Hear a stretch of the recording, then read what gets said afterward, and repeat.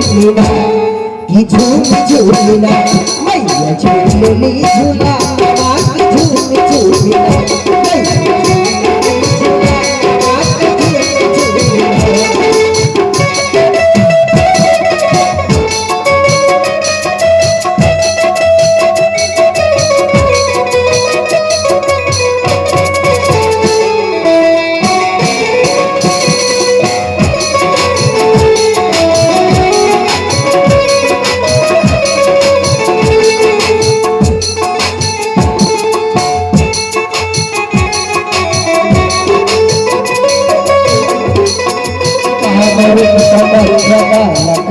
वाली काली मैहर में सारा विंध्यावाली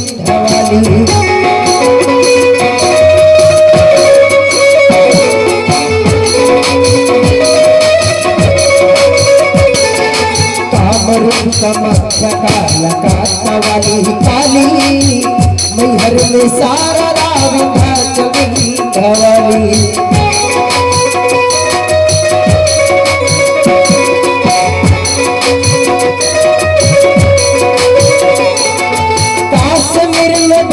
देवी हो काश्मीर में बस देवी जानला जहानमा की झूम झूलना की झूम झूलना मैया झूलनी झूलना की झूम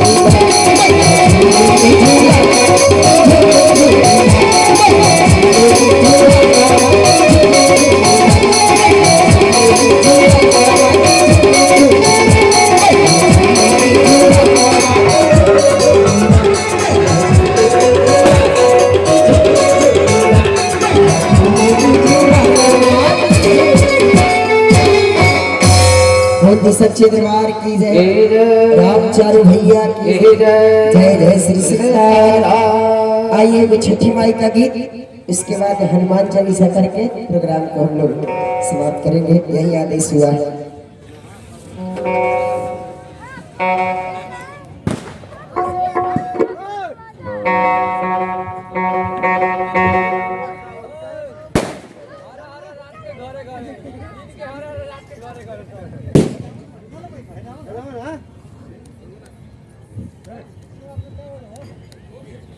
हेलो, लेकिन इतना भी छठी माई के ऐसा पर्व है कि सारा लोग मगन हो जाला। बाहर में जो काम करे वाला लोग हम सब